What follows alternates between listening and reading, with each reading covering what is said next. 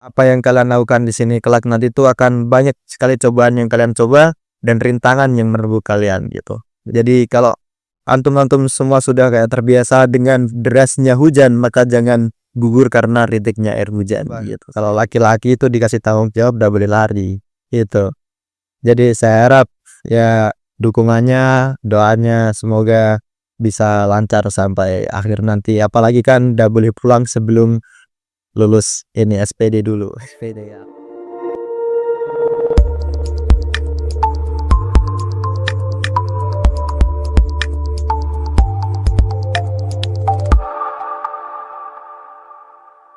Assalamualaikum warahmatullahi wabarakatuh. Jumpa lagi dengan saya Firmansyah dalam Nuansa Podcast. Alhamdulillah kembali kita bersyukur kehadirat Allah Subhanahu wa taala di mana di kesempatan kali ini kita masih diberikan begitu banyak nikmatnya. Sallallahu alaihi wasallam senantiasa kita curahkan kepada baginda sa Rasul Nabi Allah Muhammad sallallahu alaihi wasallam.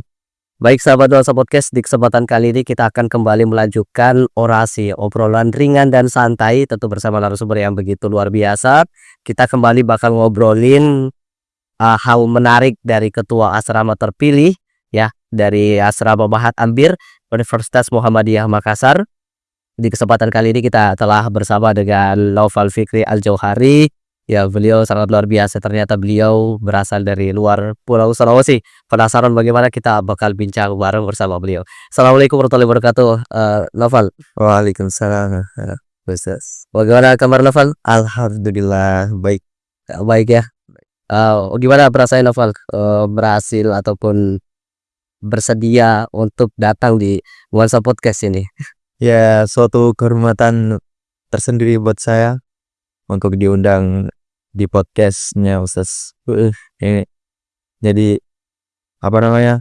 Kan tidak semua orang itu bisa ikut dalam peserta podcast ini. Pasti orang-orang terpilih.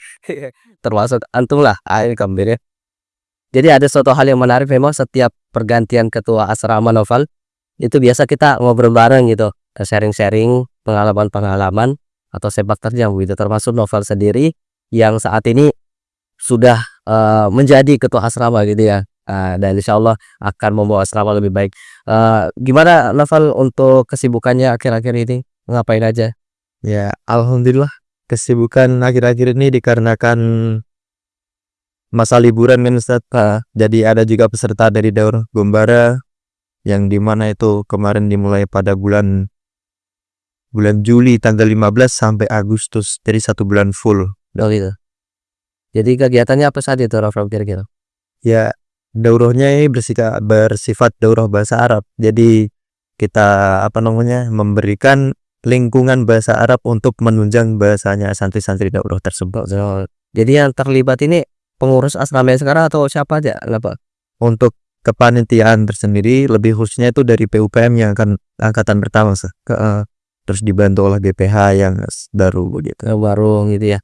Jadi harapannya gimana tuh dari kegiatan-kegiatan gitu tuh, Nova? Ya, harapannya dapat mencetak kader.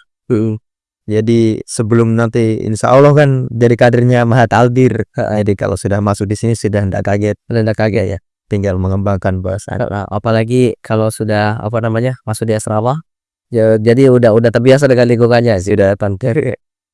Novel ini sangat luar biasa. Antum sekarang berada di Mahat Albir Universitas Muhammadiyah Makassar. Boleh diceritakan dong gitu ya perjalanan pendidikan terlebih dahulu. Siapa tahu sahabat Nuansa Podcast ini pada penasaran gitu dengan perjalanan pendidikannya antum gitu.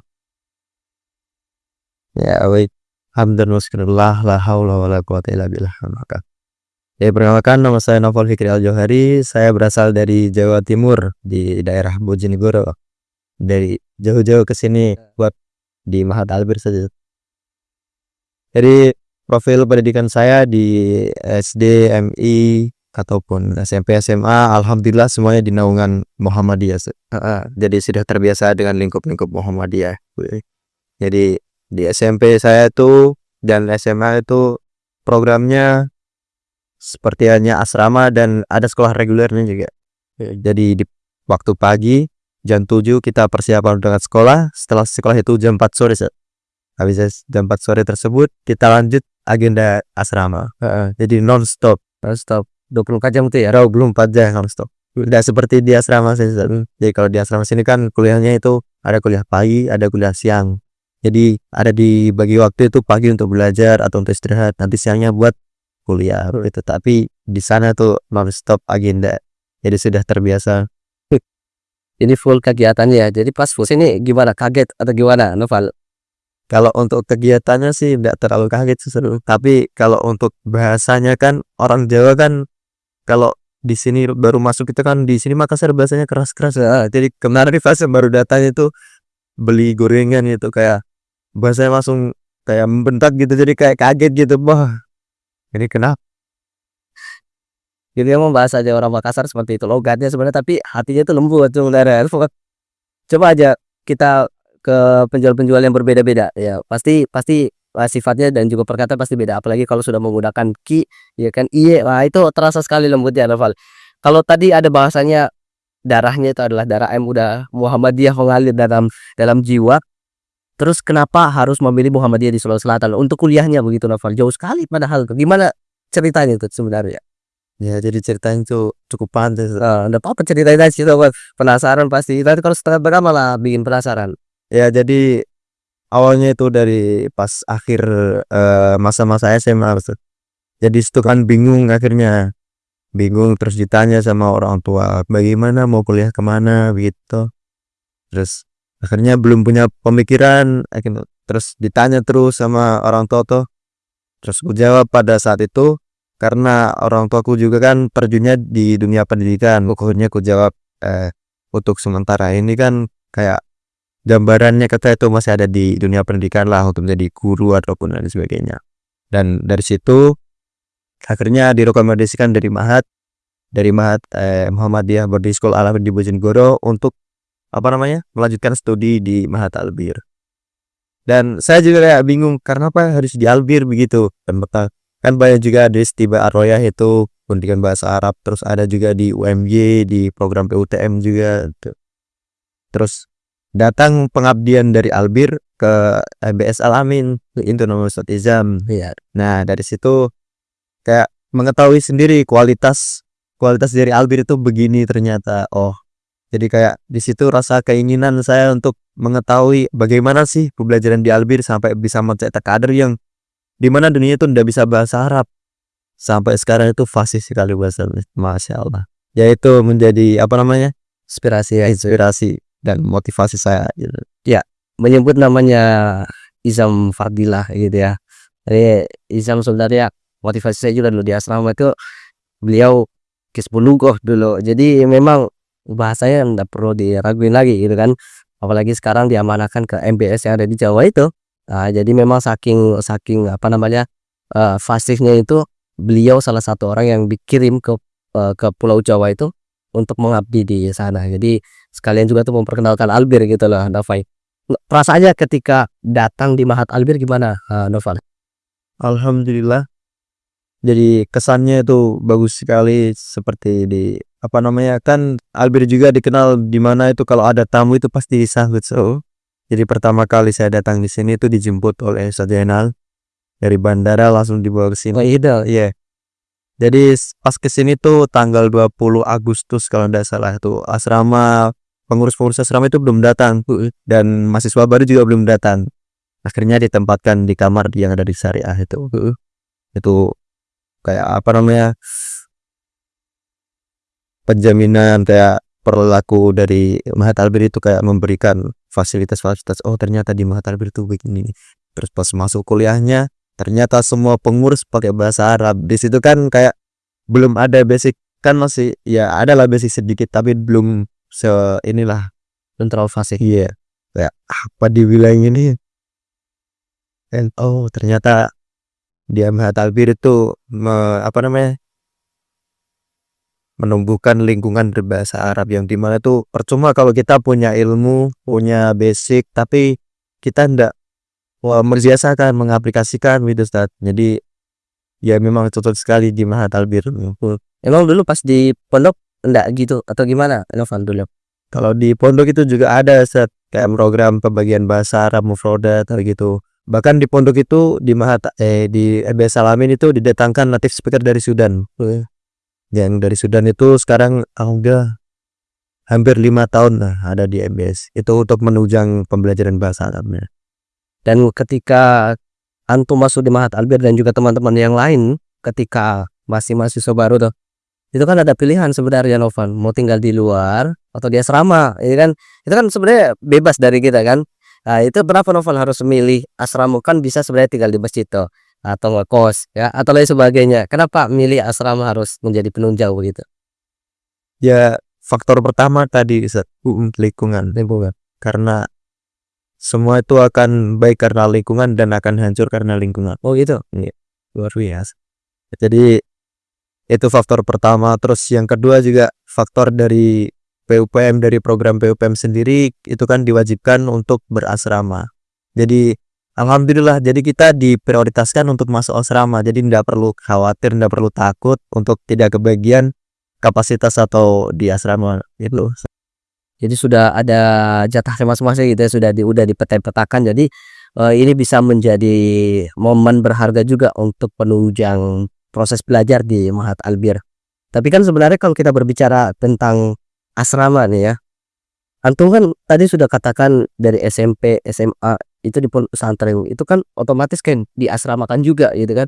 Terus mahasiswa asrama lagi, apa udah bosan gitu Novel? Rasanya gimana sih sebenarnya gitu? Ya kalau dibilang bosan ya bosan tidak, tapi kan untuk menuntut ilmu juga tuh. Jadi siapa tahu apa namanya kalau tinggal di luar ataupun apa namanya tidak mondok itu kan kita ndak tahu pergaulan sekarang gitu Seth. Jadi kan agak liar juga ya. Saya orangnya juga gampang terpengaruh juga Seth. Oleh karena itu saya mencari lingkungan yang baik agar terpengaruh jadi baik gitu Seth. Dan semua orang lah Novel bisa bisa berpikir seperti ini ya kan.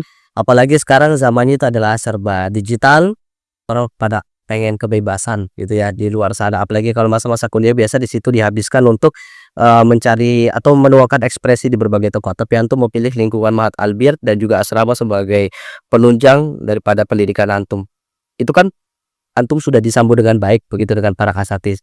Terus bagaimana ketika antum disambut di asrama pertama kali datang gitu, bisa diceritakan? Ya kalau pas di pertama kali di asrama itu kayak kan masih belum kenal Seth. Di situ kayak masih kaku lah kalau bicara sama pengurus, apalagi pakai bahasa Arab kan. Nah, tapi akhirnya di situ pengurus mulai pakai berbahasa Indonesia karena apa namanya kan belum juga dimulai programnya, Diwajibkan gitu ya. diwajibkan juga. Akhirnya di situ juga kayak belajar sedikit. Alhamdulillah kayak di situ tahu oh ternyata begini pengurus di apa namanya di asrama Mahat Albir, orangnya juga baik. Ini sering juga sharing gitu santai. Terus kayak kalau kita apa namanya ada masalah itu kan pas awal-awal itu kan banyak sekali kayak udah beli baju putih dan lain sebagainya, itu akhirnya direkomendasikan ini beli kesini maki apa ini maki ini ayo kak kan bahasa Makassar ya gitu.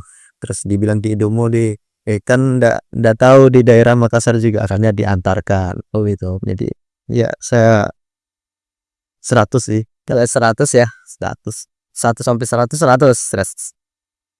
Jadi memang dulu kalau di asrama sih juga seperti itu. Tapi dulu pas saya pas masa Covid sih, ya kan. Jadi penanganannya lebih lebih ketat juga gitu Novel, dan banyak sekali juga sikap-sikap dari para pengurus itu membuat kita betah.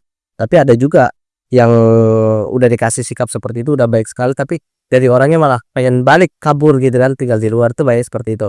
Lalu bagaimana perasaan di asrama selama ini dan bahkan antum masih bertahan sampai saat ini di asrama gitu? Apa yang membuat antum betah, Novel?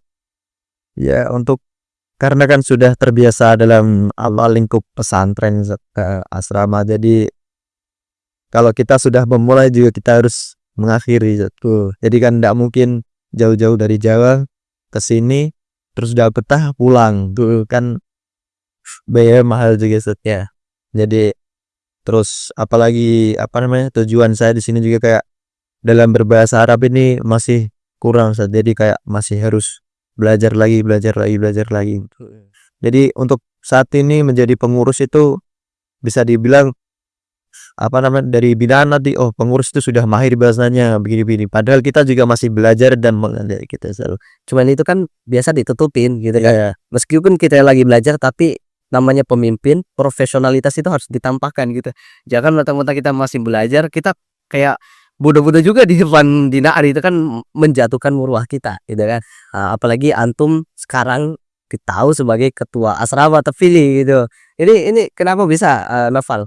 Padahal kurang lebih ada 30-an lebih lah pengurus itu, kenapa antum yang dipilih? Antum di awal itu merasa enggak sih gitu? Itu juga di luar perkiraan saya juga sebenarnya. Jadi kan sebelumnya itu seringnya itu terjunnya di dunia digital. Oh, digital.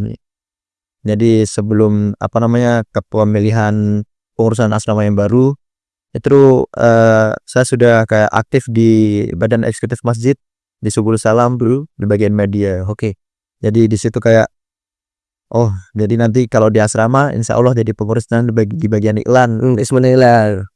Itu pun sudah kayak dirancang-rancang sama pengurus yang lainnya gitu, Ustaz. Terus diajukan bersama Ustaz, dan akhirnya dari Ustaz itu sendiri Yang memutuskan. yang memutuskan saya untuk menjadi ketua asrama, Ustaz. Jadi semua itu kayak di luar perkiraan gitu. Nah, tapi pengalaman memimpin Novan ada nggak sih gitu? Kalau pengalaman memimpin sih alhamdulillah ada, Ustaz. Jadi di pondok pesantren di Muhammadiyah Berdiri School Alamin itu, jadi lingkungannya itu seperti ini, Ustaz, seperti di asrama. Jadi dari bangun tidur sampai tidur kembali itu yang mengatur pengurus. Yaitu pengurusnya itu di sana itu IPM, Ustaz, Ikatan Pelajar Muhammadiyah lebih Medan Ranting. Nah, jadi di IPM itu kita juga belajar berorganisasi itu dari SMP. Alhamdulillah dari SMP itu sudah masuk di lingkungan hidup. Jadi kayak bagian kebersihan begitu, Sang. Itu disingkat itu Berlin bersih lingkungan, iya gitu. Itu di SMP, dan alhamdulillah itu kayak berjalan 2 tahun lebih, anjing. Silakan. Terus di SMA itu ditunjuk lagi untuk menjadi di bidang KDI. Di bidang KDI, kajian dakwah Islam, itu kayak program-program seperti kajian-kajian dan mengadakan di sini juga seperti tatribul khitobah gitu, Ustaz. Jadi secara muhadharah begitu. Terus pas pemilihan lagi, ditunjuk lagi menjadi pengurus di bagian perkaderan. Jadi untuk menyiapkan kader-kader IPM TS setelah kita nanti. Jadi itu yang paling sulit tuh perkaderan, Ustaz. Karena kalau tidak ada keinginan dari mereka tuh, jadi tidak bisa, memang kayak sulit. Karena kan yang paling penting itu kan irodah, kita ini Keinginan. Ya, karena memang pengkaderan ini susah sekali untuk mencari kader-kader untuk melanjutkan kepengurusan gitu kan. Karena biasa ada yang berbahasa bodoh, ada yang belum mau dan sebagainya. Itu kita sulit untuk meyakinkan, tapi karena pendekatan mungkin, kemudian pengalaman, itu bisa saja dilakukan gitu kan. Jadi antum memang ternyata ditemukanlah jawaban kenapa antum menerima gitu kan, menerima tawaran dari Ustadz. Ustadz bahwa antum jadi ketua asrama karena memang ada basic gitu. Ketika nerima itu gimana? Apa yang antum langsung terbayangkan pada saat itu, Novan? Sebelumnya kan ini awalnya itu kan dipanggil sama Ustadz Muzakir. Dia wawancara itu ditanya-tanya. Ya seperti itu, kayak pengalaman organisasi. Gitu semua. Aku sebutkan semua dari perkaderan, KDI, advokasi dan kebijakan publik, di keamanan. Terus yang terakhir kemarin tuh di wakil ketua IPF-nya. Jadi dari situ ditinjau terus ditata terus sama Ustadz. Terus semisal untuk menjadi pengurus asrama, antum itu di bagian apa gitu ya. Jadi saya sampaikan juga karena basicnya juga di bidang media. Ternyata disampaikan juga, Ustadz, insya Allah di bidang media, Ustadz, untuk meneruskan program sebelumnya. Jadi kan ada beberapa banyak PR yang belum dilakukan tuh ya, ingin membuat perubahan lah di bidang media tersebut, tapi takdir berkata lain. Langsung iya kan saja pada saat itu ya. Ya soalnya kita kan tidak bisa lari juga dari tanggung jawab gitu. Jadi langsung kayak senang, sedih atau gimana, atau was-was gitu, campur aduk. Jadi memang sudah menjadi hal yang sakral begitu, atau hal yang begitu penting ketika pemilihan begitu tuh diaudit dulu, belum apa-apa kita udah dipanggil duluan gitu kan untuk ditanya kesediaan gitu kan untuk menjadi apa, pemimpin di asrama. Kalau saya dulu jujur, banyak yang merekomendasikan termasuk juga Kismul Iklan ya, karena kan aktif di media sosial. Kemudian ada yang juga yang pengen menjadi sekretaris kan, banyaklah pilihan-pilihan tersebut, ada yang Hizbut dakwah dan lain sebagainya. Tapi alhamdulillah juga malah dikasih sekretaris asrama dong. Jadi memang apa, pilihan kita itu tidak apa, bukan belum tentu itu yang terbaik menurut kita kan. Ya, pilihan Allah itu justru jauh lebih baik ke depan. Dan apa yang sebenarnya antum ingin lakukan ketika menjadi ketua asrama ini, Novan? Tentu ada tujuan gitu kan atau visi misinya. Ya untuk visi misi sendiri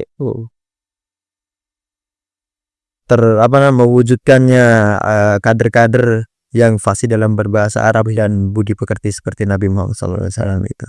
Jadi kan tidak mungkin bisa bahasa Arab, pintar dalam ilmu agama, tapi tidak mempunyai akhlak. Benar-benar al-adabu fawqal.